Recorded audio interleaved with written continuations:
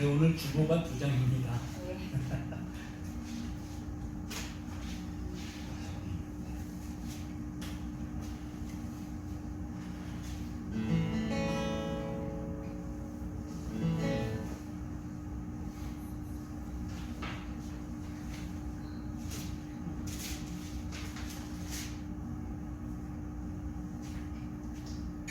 함께 묵도하심으로 3월 셋째 주 예배를 주님 앞에 올려드리겠습니다. 함께 묵도하시겠습니다. 복 있는 사람은 악인들의 길을 따르지 아니하며 죄인들의 길에 서지 아니하며 오만한 자들의 자리에 앉지 아니하고 오직 여호와의 율법을 즐거워하여 그의 율법을 주야로 묵상하는도다. 그는 시냇가에 심은 나무가 저를 따라 열매를 맺으며 그 잎사귀가 마르지 아니함 같으니 그가 하는 모든 일이 다 형통하리로다. 아멘.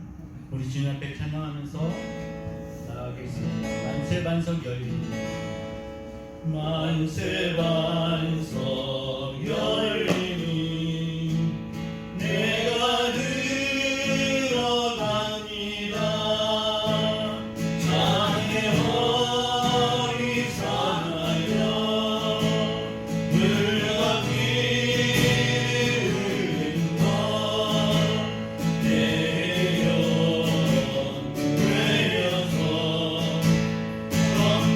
건강하게 하소서.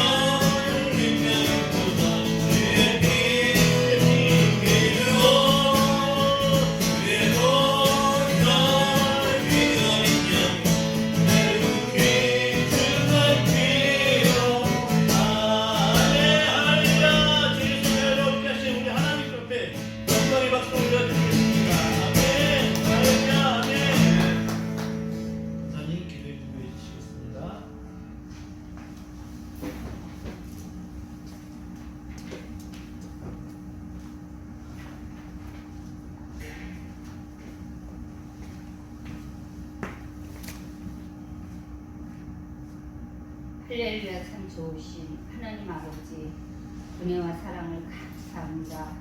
이제 추운 겨울도 다 지나고 따뜻한 봄날 주시고, 우리 벽제교회에도 앞으로 새로운 봄날로 인하여서 이곳이 열리고 열리는 역사만 있게 하여 주시옵소서.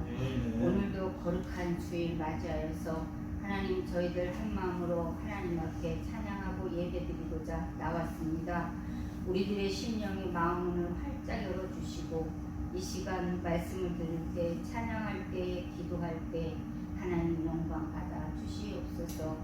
우리들 아버지 하나님, 사는 삶이 초막이나 궁궐이나 우리 구주 모신 곳이 그 어디나 천국이라고 찬양을 하면서도 우리의 심령 속에 눈에 보이는 모든 것들로 인하고 마음에 낙심하고 절망할 때가 많습니다.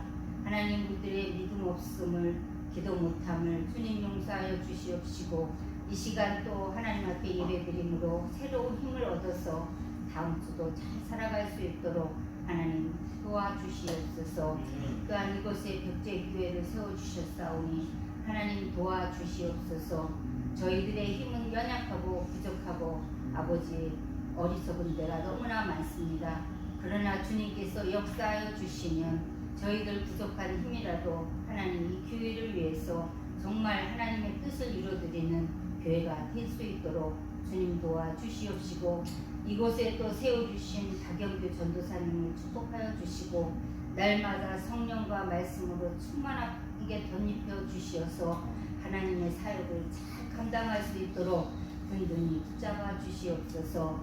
또한 하나님, 김기순 사모님을 위해서 기도합니다. 연약한 부분마다 주님 안수하여 주시고, 하나님 새로운 힘과 주님의 아버지 치유의 강선을 바라여 주셔서 이전보다도 더 건강한 몸으로 떨치고 일어날 수 있도록 하나님 축복하여 주시옵소서. 또한 이곳에 모인 저희 성도들 가정마다 주님께서 축복하여 주시고, 삶의 터전위에 함께 하시고 저희들 심령 속에 함께 하여 주셔서 오늘도 하나님께 영광 돌리고, 또한 살아가는 그 날 하루하루가 하나님과 동행하는 귀한 아버지 하나님 길이 될 수 있도록, 발걸음이 될 수 있도록 저희를 축복하여 주시옵소서. 할렐루야. 아버지 감사하고 예수님의 이름으로 기도합니다. 아멘. 우리 사도신경 함께 하시겠습니다. 나는 전능하신 아버지 하나님, 천지의 창조주를 믿습니다. 나는 그의 유일하신 아들 우리 주 예수 그리스도를 믿습니다. 그는 성령으로 잉태되어 동정녀 마리아에게서 나시고 본디오 빌라도에게 고난을 받아 십자가에 못 박혀 죽으시고 장사된 지 사흘 만에 죽은 자 가운데서 다시 살아나셨으며 하늘에 오르시어 전능하신 아버지 하나님 우편에 앉아 계시다가 거기로부터 살아있는 자와 죽은 자를 심판하러 오십니다. 나는 성령을 믿으며 거룩한 공교회와 성도의 교제와 죄를 용서받는 것과 몸의 부활과 영생을 믿습니다. 아멘. 기도 감사합니다. 교회 소식을 전해드리겠습니다. 2023년도 3월달까지는 이 소식이 계속 전해지겠습니다. 2023년 예수님과 함께 동행하시는 한 해 되시길 축복합니다. 다음 주 기도는 박유은 성도입니다. 김기순 사모의 재활을 위해 기도해 주시기 바랍니다. 다음 주 말씀 본문은 6기 11장입니다. 먼저 한 장씩 읽고 오셔서 함께 나누는 시간 되시면 좋겠습니다. 논문 심사와 이사를 잘 마쳤습니다. 또 예배 후 간단한 다가와 사순절 묵상 나눔이 있겠습니다. 그리고 이 앞에 꽃들 보이시죠? 네, 너무 예쁘죠? 누가 해놨을까요? 감사합니다. 우리 감사의 박수 올려드리겠습니다. 감사님 감사합니다. 우리 말씀 보겠습니다. 오늘 말씀은 하나님을 경외하는 마음으로 자리에서 읽어서시겠습니다. 오늘 말씀은 6기 10장 1절에서 22절 말씀인데요. 말씀이 긴 까닭에 15절까지만 우리 함께 보시겠습니다. 6기 10장입니다. 1절부터 15절까지만 보시겠습니다. 네, 우리 함께 한 목소리 함께 교독으로 보시겠습니다. 내 영혼이 살기에 곤비하니 내 불평을 토로하고 내 마음이 괴로운 대로 말하리라. 내가 하나님께 아뢰오니 나를 제어하시 나오시고 숫가닥으로 나가는 법으로 변론하시지 내게 알게 하옵소서. 주께서 주의 손으로 지으신 것을 학대하시며 멸시하시고 악인의 꾀에 빛을 비추시기를 선히 여기시나이까. 주께도 입으시는 분이 있나이까 주께서 사람처럼 보시나이까. 주의 날이 어찌 사람의 날과 같으며 주의 해가 어찌 인생의 해와 같기로. 나의 영혼을 찾으시며 나의 죄를 다스리시나이까. 주께서는 내가 악하지 않은 줄을 아시나이다. 주의 손에서 나를 벗어나게 할 자도 없나이다. 주의 손으로 나를 빚으셨으며 만드셨으되 이제 나를 멸하시나이까. 기억하옵소서. 주께서 내 몸 지으시기를 흙을 뭉치듯 하셨거늘 다시 나를 티끌로 돌려 보내려 하시나이까. 주께서 나를 족과 같이 쏟으셨으며 엉뚱이 젖처럼 엉키게 하지 아니하시나이까. 피부와 살을 내게 입히시며 뼈와 힘줄로 나를 엮으시고 생명과 내게 주시고 나를 보살피시고 내 영혼을 지키셨나이다. 그러한데 주께서 이것들을 마음에 품으셨나이다. 이 뜻이 주께 있는 줄을 내가 아나이다. 내가 범죄하면 주께서 나를 죄인으로 인정하시고 내 죄악을 사하지 않으시나이까. 함께 보시겠습니다. 내가 악하면 화가 있을 것이오며 내가 의로울지라도 머리를 들지 못하는 것은 내 속에 부끄러움이 가득하고 내 환난을 내 눈이 보기 때문이니이다. 아멘. 앉으시겠습니다. 말씀을 읽으면서 욥의 그 마음이 느껴지는 것 같습니다. 욥이 정말 알 수 없는 고난의 터널을 지나가고 있는데 이 말씀을 하나님께 아뢰 때 하나님께서 다 듣고 계실까? 그러한 의문조차도 갖고 있는 그러한 욥을 발견하게 됩니다. 오늘 10장의 말씀은 욥이 말하는 흐름의 패턴을 보여주고 있습니다. 욥은 먼저 친구들과 격렬한 논쟁을 벌이다가 탄식하는 동시에 마침내 하나님께 나아가 대들다가 하나님께 아무런 대답을 듣지 못하니까 체념과 그냥 체념해버리는 거죠. 그리고 죽음에 대한 열망으로 말을 마치고 있습니다. 욥기를 자세히 욥의 그 말을 살펴보면 이러한 패턴이 계속 반복되고 있습니다. 먼저 9장을 통해서 빌닷의 말을 반박했었던 욥입니다. 전통論자인 빌닷이 뭐라고 욥에게 얘기하니까 하나님은 순전한 사람을 버리지 아니하시고 맞죠? 악한 자를 붙들어주지 아니하심으로 웃음을 내 입에 즐거운 소리를 내 입술에 채우시니 너를 미워하는 자는 부끄러움을 당할 것이라 악인의 장막은 없어지리라 라고 얘기합니다. 근데 이것은 흔히 말하는 우리 기자들의 양비론 아시죠? 이쪽도 비난하고 이쪽도 비난하는 그런 모습을 보이고 있습니다. 모두깎기라고 하시죠. 돌려깎기, 모두깎기 그런 말을 하고 있습니다. 이 빌닷의 말에 의하면은 하나님은 순전한 사람을 버리지 아니하신다 라고 말했는데 지금 욥 네가 고난을 당하는 거 보니까 너는 순전한 사람이 아니었던 거야 라고 하는 얘기입니다. 또 뭐라고 합니까? 악한 자를 붙들어주지 아니하시니 라는 말은 욥 네가 지금 고난 당하는 거 보니까 너는 악한 자였어 라고 욥을 비난하는 말과 똑같다는 얘기죠. 지금 현재 궁극적인 고통을 당하고 있는 욥의 민감함이 이 말의 뜻을 놓칠 수가 없습니다. 그러니 또 욥은 그 말을 듣고 그냥 흘려보낼 수가 없는 거죠. 당연하죠. 여기서 우리는 침묵의 위대함을 깨달아야 될 것입니다. 흔히 옛말에 이런 말이 있습니다. 들어보셨을 거예요. 웅변은 금이고, 누가 그래요? 이거 지금 잘못된 정보입니다. 웅변은 은이고 침묵은 금이라고 했습니다. 그죠? 네. 근데 지금 이렇게 얘기합니까?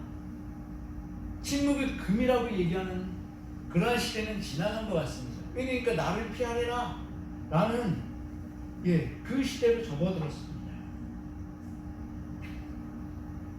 그런데 고통 가운데의 침묵은 그 고통을 꿰뚫어 볼 수 있는 통찰력이 생긴다고 오스왈드 챔버스가 얘기를 했다고 말씀드렸던 기억이 있습니다.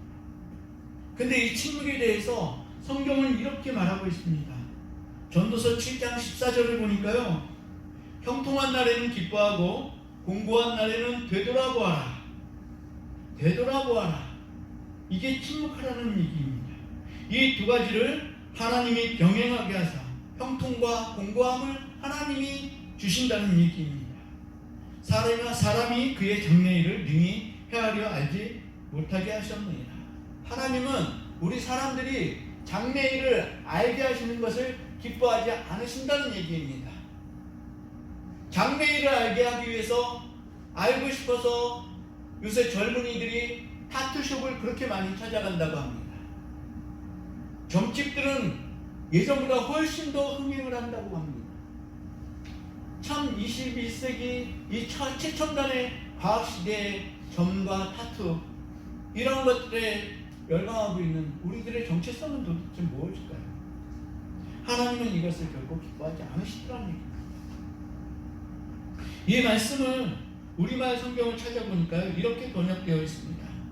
잘 되어갈 때에는 기뻐하고 고난의 때에는 생각하여라. 이 두 가지 다 하나님께서 만드신 것이다. 이는 하나님으로 하여금 그의 미래에 대해 헤아려 알지 못하게 하려 하신 것이다. 또 표준 세번역을 보니까 이렇게 나옵니다. 좋은 때에는 기뻐하고 어려운 때에는 생각하여라. 하나님은 좋은 때도 있게 하시고 나쁜 일도 있게 하신다. 그러기에 사람은 제 앞일을 알지 못한다.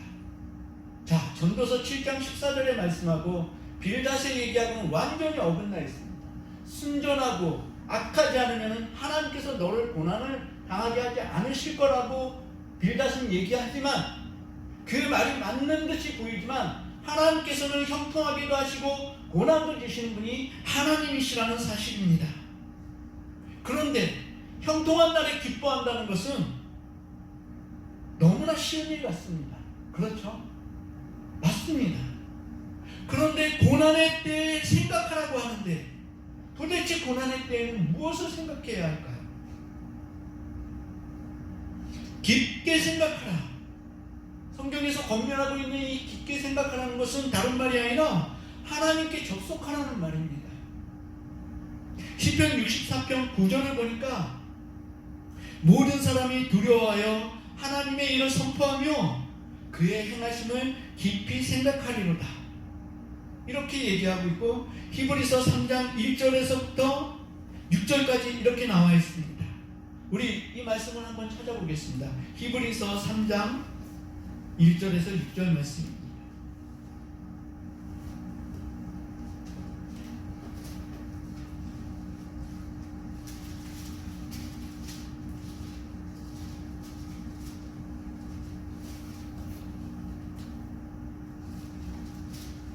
예수 그리스도를 깊이 생각하라는 그 말씀인데요. 다 찾으셨으면 한 목소리로 보시겠습니다. 시작. 그러므로 함께 하늘의 부르심을 받은 거룩한 형제들아, 우리가 믿는 도리의 사도이시며 대제사장이신 예수를 깊이 생각하라. 그는 자기를 세우신 이에게 신실하시기를 모세가 하나님의 온 집에서 한 것과 같이 하셨으니 그는 모세보다 더욱 영광을 받을 만한 것이 마치 집 지은 자가 그 집보다 더욱 존귀함과 같으니라. 집마다 지은 이가 있으니 만물을 지으신 이는 하나님이시라. 또한 모세는 장래에 말할 것을 증언하기 위하여 하나님의 온 집에서 종으로서 신실하였고 그리스도는 하나님의 집을 맡은 아들로서 그와 같이 하셨으니 우리가 소망의 확신과 자랑을 끝까지 굳게 잡고 있으면 우리는 그의 집이라. 우리가 깊게 생각하면은 우리가 그의 질인 것을 인정할 수밖에 없다는 얘기고, 깊게 생각하면은 예수 그리스도를 깊게 생각할 수 있다는 그런 말씀입니다. 모세가 하나님께 신실한 종으로 사역하였다면 예수 그리스도는 모든 것의 주인이신데 모세보다 더한 충성을 하나님께 들으셨다는 얘기입니다. 그가 그렇게 충성하였던 것은 예수 그리스도께서 모든 만물보다 낮아지기를 거절하지 않으셨기 때문에 가능한 것이었습니다. 우리는 예수님의 탄생의 순간을 너무나 잘 알고 있습니다. 예수님이 어디에서 태어나셨습니까? 예수님이 태어난 환경은 마구간입니다. 마구간에서 태어나셨습니다. 정말 낮고 천하게 오시지 않으셨습니까? 그런데 이렇게 낮고 천하게 오셨다 보니까 그는 낮은 자들을 위해서 사역할 수 있었고, 낮고 천한 자들을 위로하는 위로자의 역할을 온전히 감당할 수 있었습니다. 그리고 마침내는 그것보다 더 낮아져서 십자가를 감당하시는 그런 자리까지 낮아지셨다는 얘기입니다. 욥은 신실하게 믿는 자, 동방의 의인. 그런데 이 욥에게 자신은 그 원인을 알 수 없는 고난이 예고 없이 닥쳤습니다. 욥은 하나님을 어떻게 생각하기까지 이르렀느니까 하나님을 자신의 뜻대로 마음대로 행하시는 변덕스러우며 믿음직스럽지 않은 전능자로 생각하기까지 합니다. 욥의 마음에 왜 도대체 내게 이런 일이 라는 생각이 사라지지 않으면 욥은 앞으로도 계속 고난을 당하고 고통을 당하는 그러한 상태에 놓이게 될 것입니다. 그것은 자기 자신을 나는 이 정도면 잘 살았어, 나 이 정도면 잘 살고 있는 것이지 라고 하는 자기 자신을 미화시키고 자기 자신을 연민의 눈으로 바라보고 그렇게 바라보는 교만함의 생각이 바탕이 된다는 얘기입니다. 잘 들으십시오. 이건 저에게도 하는 설교입니다. 고통과 고난을 사라지게 하는 가장 좋은 태도는 침묵입니다. 침묵하며 하나님의 의도를 짚어보는 것입니다. 욥의 진정한 친구인, 저는 계속 이렇게 표현을 합니다. 욥의 새 친구는 욥의 진정한 친구입니다. 그런데 사람의 한계를 가지고 있다, 이렇게 보시면 될 것 같습니다. 욥의 진정한 친구인 엘리바스, 빌닷, 나발이 욥을 정죄하며 도발하였기 때문에 욥이 많은 대답을 친구들에게 하고 하나님을 원망하며 탄식하는 것은 그의 가슴 한가운데 왜라는 받아들이기 어려운 거부감에 큰 쓴뿌리가 자리하고 있다는 것입니다. 그것은 불순종의 문을 열어놓고 하나님을 왜곡할 수 있는 원인을 제공하게 됩니다. 왜? 저는 지난주에 정말 눈꽃 뜰 새 없이 바쁜 일주일을 보내고 피곤한 날 가운데 있었습니다. 화요일엔 중구연회에서 논문 심사가 있었습니다. 저는 정말 그것 때문에 많이 힘들었습니다. 떨리는 마음으로 참석했습니다. 왜냐하면 제가 논문을 제대로 쓸 수 있는 시간적인 여유가 없었던 것. 정말 책은 여러 번을 준비를 했지만 그걸 들춰보면서도 어디를 베껴야 될지, 어디를 첨삭을 해야 될지 정말 여기저기 들춰는 보지만 그 마음이 한 군데로 집중이 되질 않더라고요. 그래서 누더기가 됐습니다. 너무 말하자면 그렇게 됐습니다. 베끼기밖에 할 수 없었기에 만약에 그 심사위원들이 박영기 전도사 여기를 좀 설명해 보세요 라고 얘기한다면 저는 그 자리에서 어른이 돼버리고 말았을 것입니다. 좋은 의미의 침묵이 아닙니다.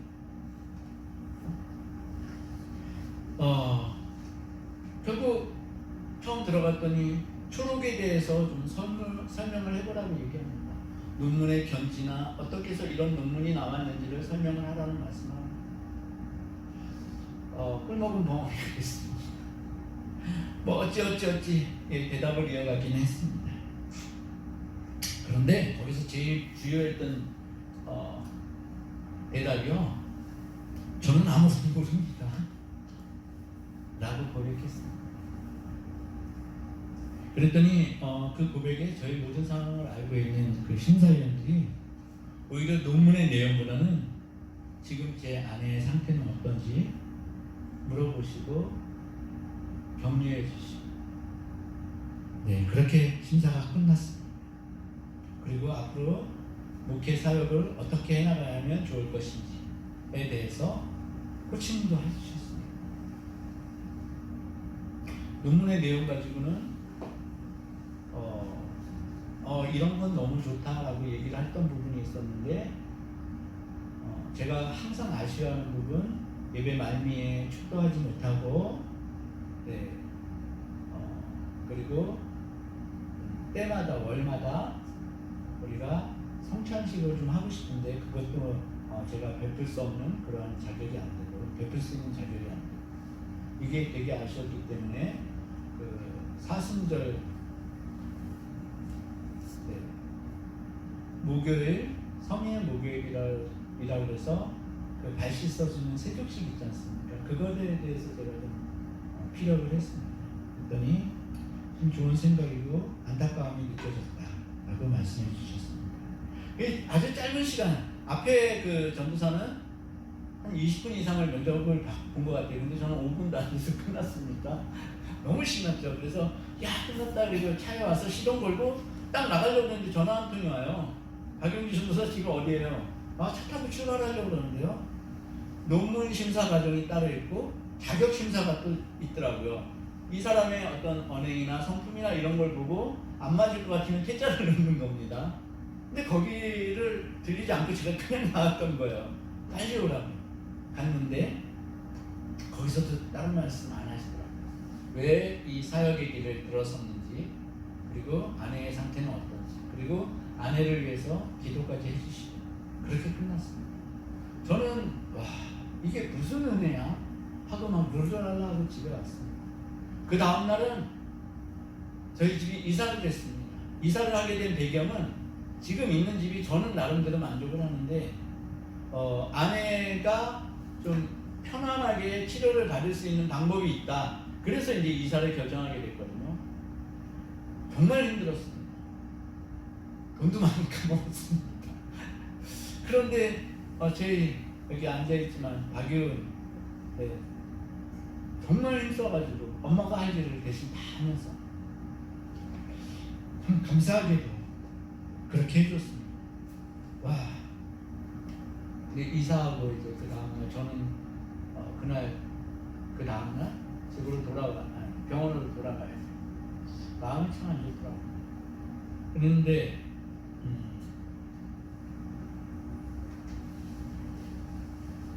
제가 그 끝자리에서 생각했던 부분이 왜라는 생각이 떠올랐습니다. 왜라는 생각이 떠올랐어요.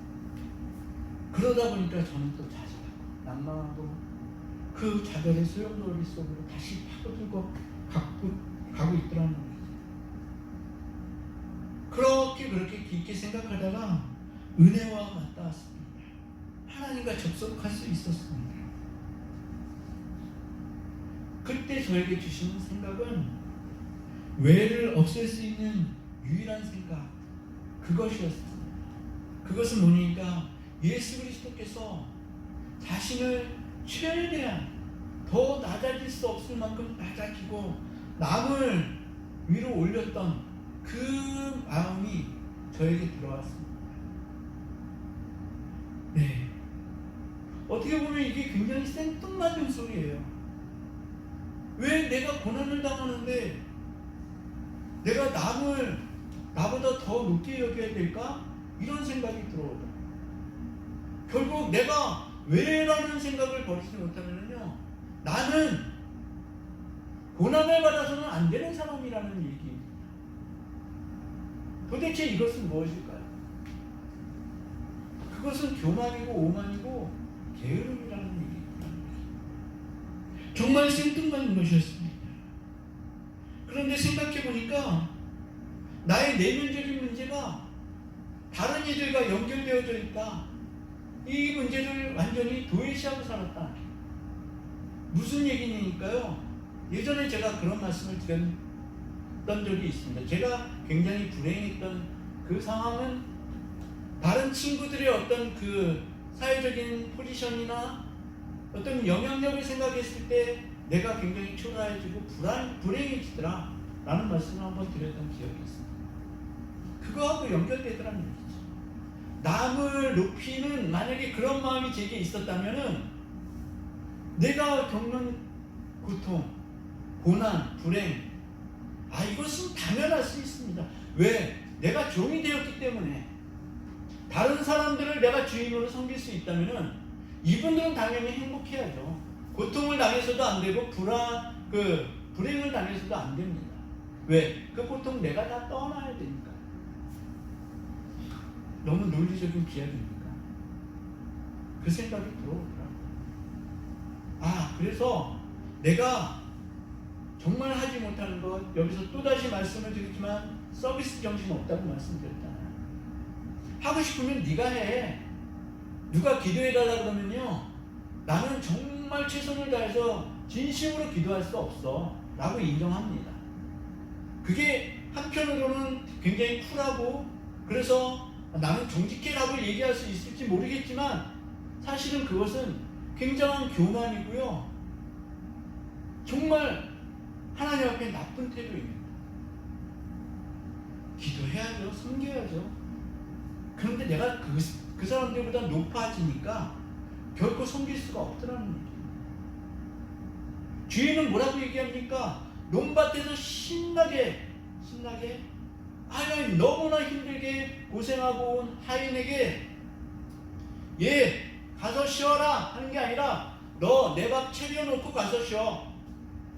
내 밥을 차려놔. 이게 먼저가 되더라는 얘기입니다. 그럼 나는 주인입니까? 아니면 종입니까? 나는 주인의 삶을 살고 있다 보니까 이 왜라는 단어가 떠나가질 않더라.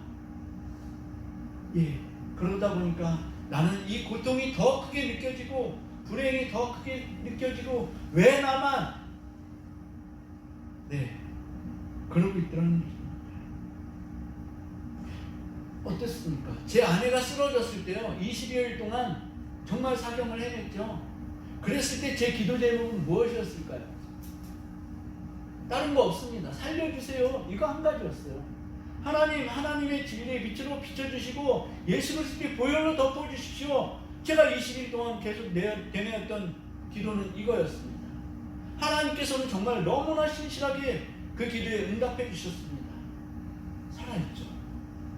그런데 제게 또 들어오는 생각은 뭔지 아십니까? 하필이면 왼쪽 뇌를 다쳐가지고 말도 통하지 않고 병원에 보니까요, 의사소통을 거의 다 하더라고요. 이렇게 말을 못하는 sorry 여보 미안해요. 이렇게 말을 못하는 남자는 거의 없어요. 그래서 저는 속으로 또 생각합니다. 하나님 왜 하필이면 왼쪽 뇌입니까? 오른쪽 뇌면 그나마 의사소통도 되고 인지도 잘 되고 이런 왜가 또 올라옵니다.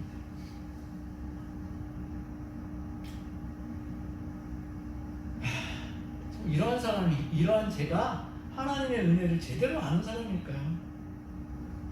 하나님을 알되 하나님을 영화롭게도 아니하며 결국엔 이런 자리까지 나갑니다.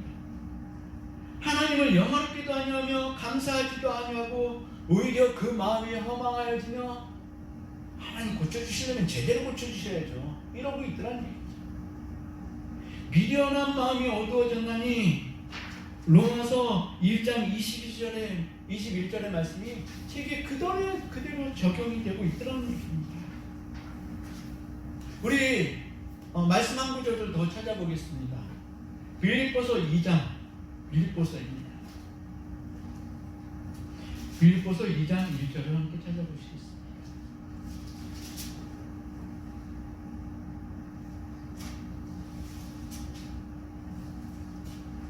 다 찾으셨으면 우리 한 목소리로 좀 말씀이 긴데요. 11절까지 생각을 하시면서 또박또박 한번 보시겠습니다. 시작.